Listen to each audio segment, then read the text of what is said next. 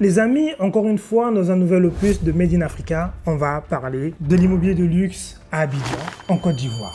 So you have a very big living room. Très spéculatif, parfois trop cher, parfois à juste prix. On va voir un peu ce que ça donne. C'est vrai qu'un bien comme celui-ci, on est quand même à plus de 3 millions par mois. Les émissions de Made in Africa sont réputées pour être très intéressantes, pour nous exposer les faits, pour émettre des investigations, faire des investigations sur un sujet bien donné. Et cette fois-ci, ils se sont attaqués à l'immobilier de luxe à Abidjan. Parlons-en en visionnant cette vidéo qu'on va essayer d'analyser et de décortiquer. Pour ceux qui me découvrent sur cette vidéo, je m'appelle Sagesse Bouto, je suis architecte. Si vous voulez réaliser votre projet de construction architecturale, vous avez un lien en description. Vous prenez rendez-vous avec moi-même en visionnant la vidéo en amont, la vidéo de présentation qui sera affichée sur le lien. Prenez rendez-vous avec moi-même, on va discuter de votre projet de construction. Si vous avez intérêt à un Grand Bassam, Abidjan, peu importe, vous me contactez, on verra comment est-ce que je pourrais vous accompagner pour votre projet de construction. Mettez-moi un gros pouce bleu et passons à la vidéo.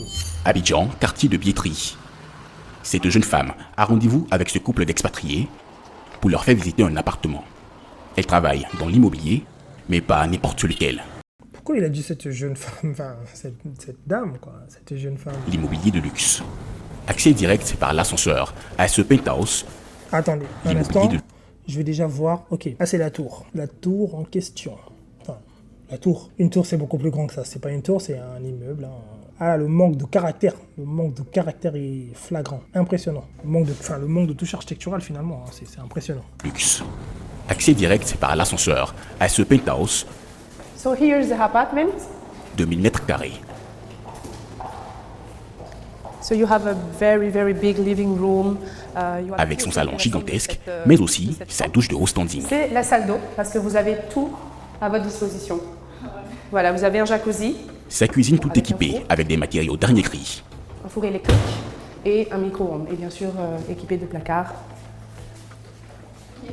Et de climatisation surtout, oui, important.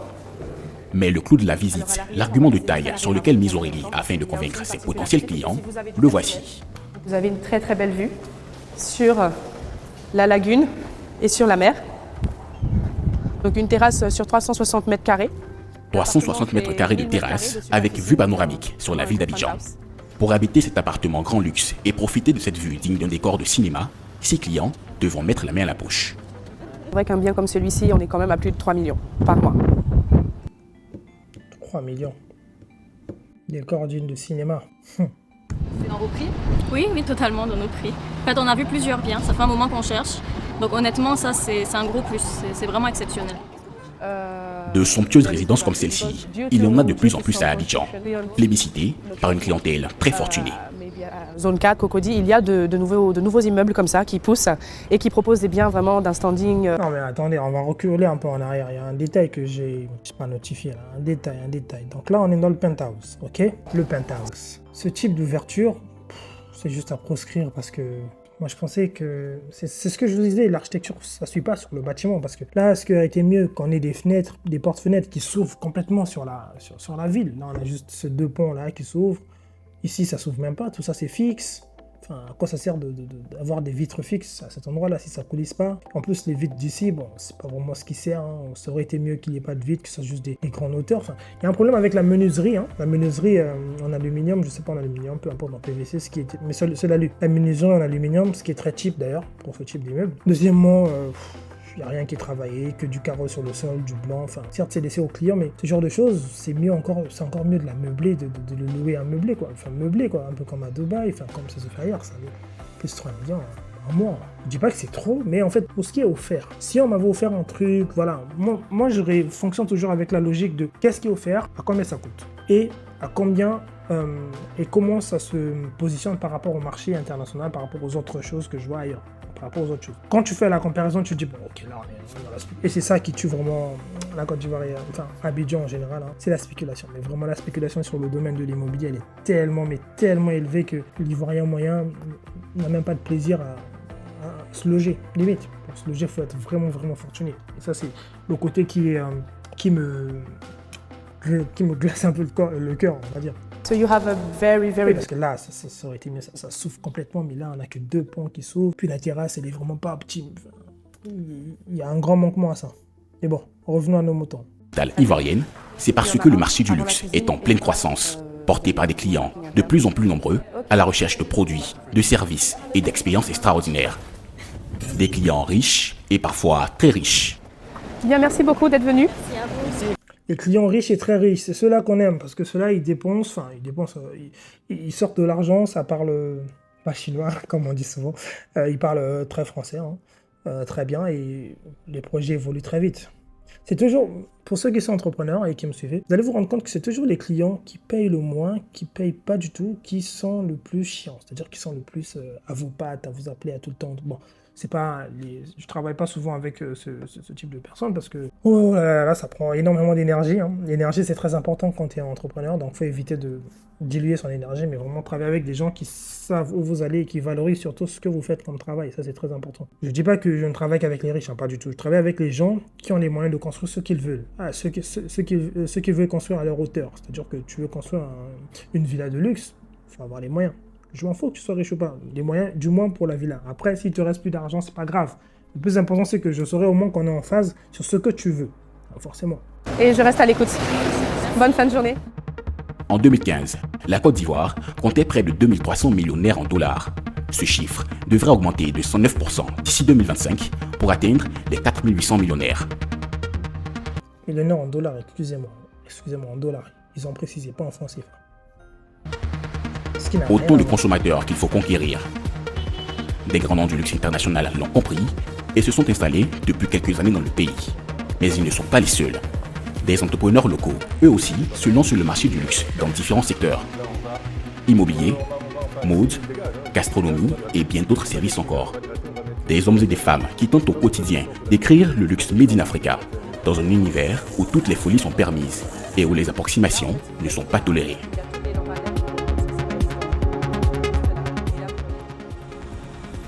Vous savez pourquoi j'aime le luxe? Parce que le luxe, c'est une industrie, c'est même la seule industrie au monde qui emploie toutes les filiales, enfin, de la haute sphère jusqu'en dessous.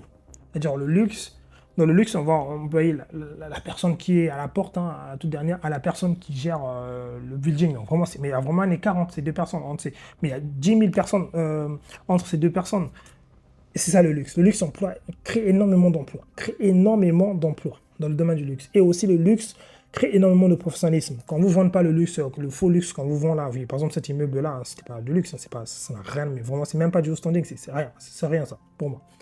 Le luxe, c'est vraiment quelque chose qui vous rend professionnel. Mais vraiment, quand tu travailles dans le luxe, tu sens qu'il y a des codes, il y a des trucs, il faut que tu sois carré et propre, parce que la clientèle est exigeante. Donc, ça rend professionnel. Et c'est pourquoi j'aime le luxe, et c'est pourquoi je travaille principalement dans ce domaine-là, c'est parce que ça t'apprend la vie, vraiment, mais vraiment, ça t'apprend la vie, ça t'apprend que chaque détail compte. Les détails font la perfection et la perfection n'est pas un détail. C'est le slogan de Vitam Studio. D'ailleurs, si vous voulez voir les projets de Vitam Studio, vous allez sur le site vitamstudio.com, vous allez tomber sur les projets éventuellement qu'on réalise.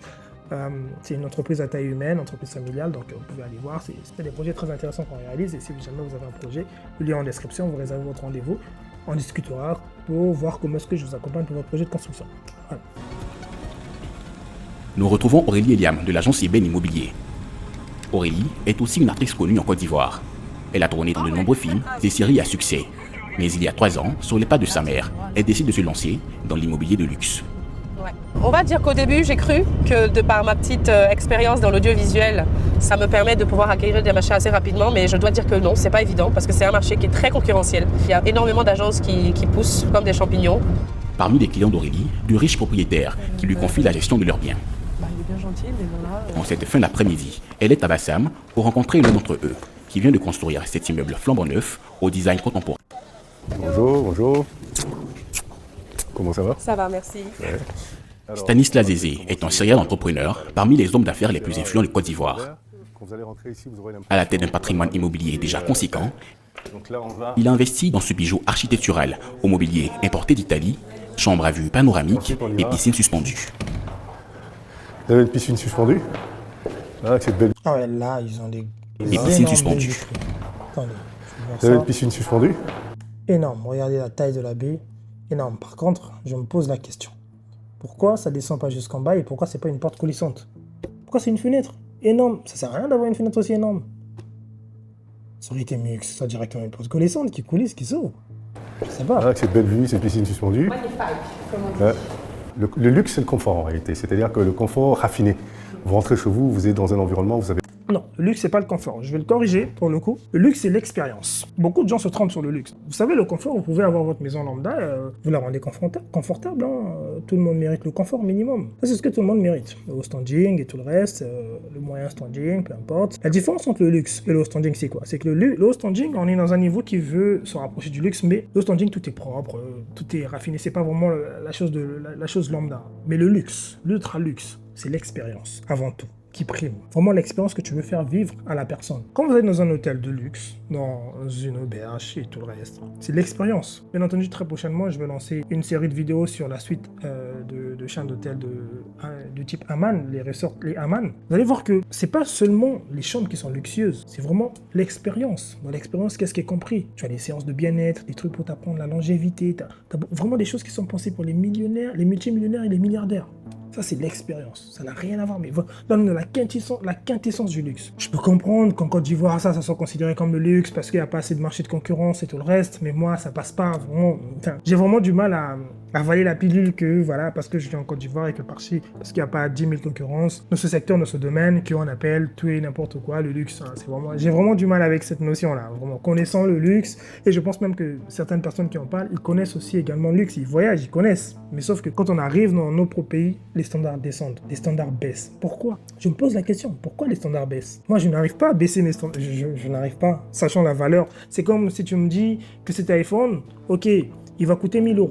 Ok, il va coûter 1 000 € en France, peu importe le pays. Il va coûter 1 000 €. Il ne coûte pas 1 000 €, mais je prends l'exemple. Et que si je vais en Afrique, il va coûter 10 000 €. Pourquoi? Mais parce qu'il n'y a pas d'autres concurrents, mais parce que, bah non, j'accepte pas. Bah non, ça reste un iPhone, ça reste le même produit. Pourquoi? Parce que je suis sur place, ça coûte ce prix-là. Alors que je pourrais mieux avoir ailleurs. C'est ça le problème. Et donc, le problème, c'est même pas vraiment ça le problème. Le vrai problème, c'est quoi? C'est qu'on a fait passer le message que c'est parce qu'on est en Afrique qu'on doit l'accepter. Alors que c'est faux. Tout le monde mérite de savoir la vérité. La vraie vérité de c'est quoi le vrai niveau dont on parle dans le luxe. Ah oui, c'est pas parce qu'on voit un immeuble, voilà, on a mis un coup de peinture que voilà, un immeuble de luxe. Non, c'est autre chose le luxe. J'ai pas envie de bouger, parce que vous êtes dans du confort, mais très raffiné. Une vision du luxe pour laquelle l'homme d'affaires n'a pas hésité à investir 1,7 milliard de francs CFA dans la construction de cet immeuble. Stanislas Zézé, en économiste. Ah, c'est l'immeuble de monsieur Stanislas? D'accord, ok. Averti, n'a aucune inquiétude quant à la rentabilité de son investissement. Bien sûr, 5 ans, vous rentabilisez un investissement comme ça. Et ce qui est très intéressant, c'est que le luxe, ça prend de la valeur. Ça ne prend que de la valeur. Un immeuble comme ça, terminé à 1,7, vous êtes déjà à 4 milliards de valeur.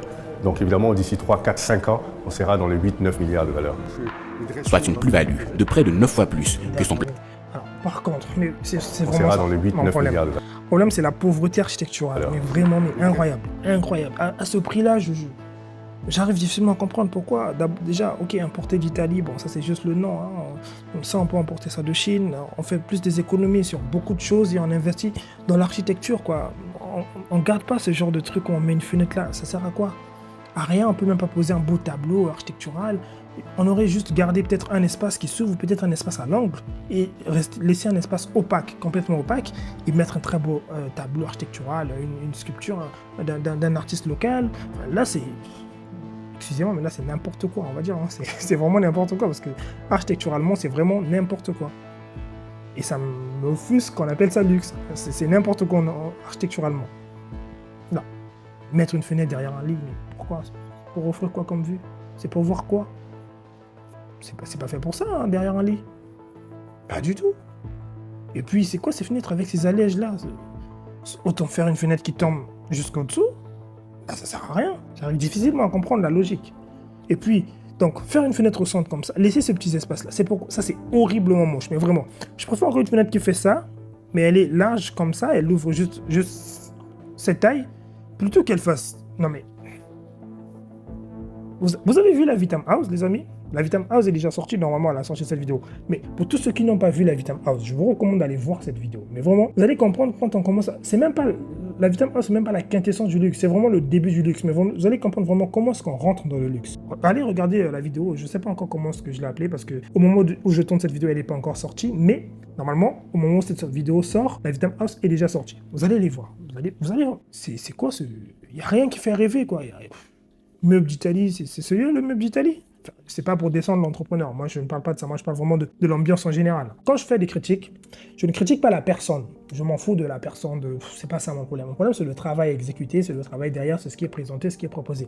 C'est ce que je mets en évidence. Après, c'est des critiques constructives, c'est pas juste je viens et je commence à démonter. Vous savez, vous me connaissez, vous avez pris l'habitude de me connaître. Quand je viens, je parle d'un truc qui est bien, qui est pas bien. Voilà, c'est aussi mon avis, c'est à la fois objectif et subjectif. Ça dépend de votre point de vue à vous. Mes paroles ne sont pas non plus les paroles à prendre pour des versets bibliques ou bien pour des paroles de vérité. Hein.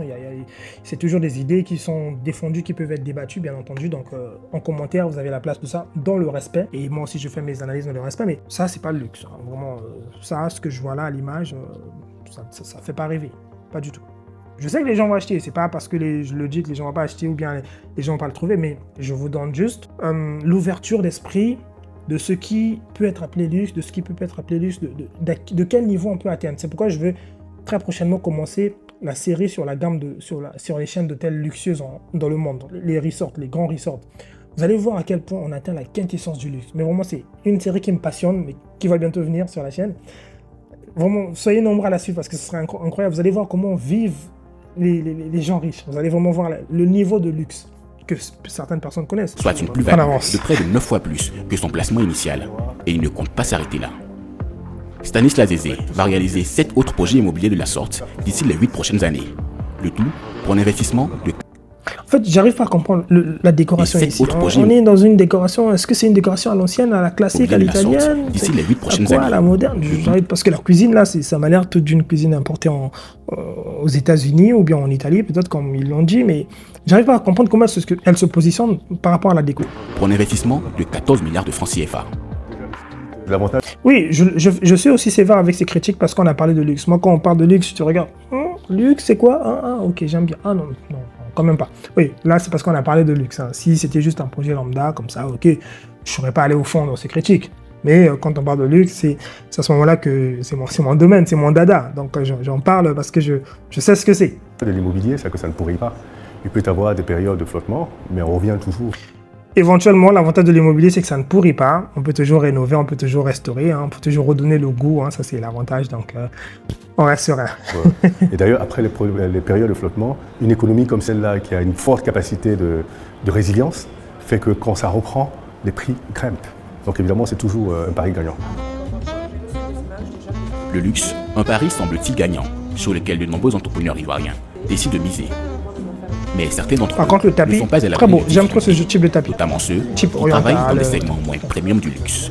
Mais dites-moi en commentaire ce que vous avez pensé finalement de l'immobilier de luxe en Côte d'Ivoire, à Abidjan. Qu'est-ce que vous pensez? Est-ce que vous pensez que ça ira mieux prochainement ou bien vous pensez qu'il y aura plus de concurrence? Ce qui est sûr, c'est qu'il y a beaucoup de concurrence. Il y a beaucoup de gens qui se positionnent dans ce domaine, dans ce milieu. Mais c'est pas une concurrence finalement saine parce que les prix sont toujours à la hausse, ne donnant peut-être pas la possibilité à tout le monde de pouvoir posséder son petit coin. Ça, je le sais, j'y ai été en Côte d'Ivoire une fois et j'aime beaucoup le pays. Hein. Franchement, c'est l'un de mes pays préférés en Afrique de l'Ouest.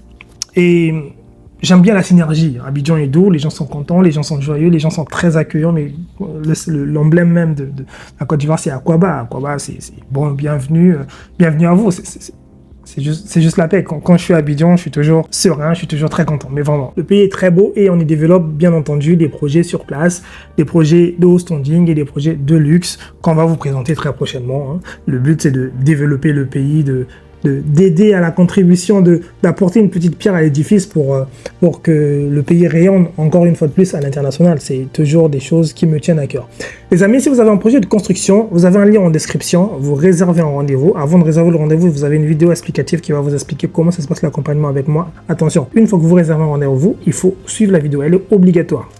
Il faut que vous suiviez la vidéo pour prendre connaissance de comment ça se passe. Ensuite, le jour du rendez-vous avec moi-même, oui, avec moi-même, ça se passe toujours avec moi-même. On discutera de comment est-ce que je peux vous accompagner pour votre projet de construction. Si vous n'avez pas encore suivi, je vous recommande d'aller vivement suivre la Vitam House. C'est un projet très intéressant qui commence à vous introduire dans la démarche, dans la gamme du luxe en Afrique. On se dit à la semaine prochaine les amis pour une vidéo encore plus croustillante. Mettez-moi un gros pouce bleu. C'était Sagesse Boutou, l'architecte. On aime Abidjan et la Côte d'Ivoire.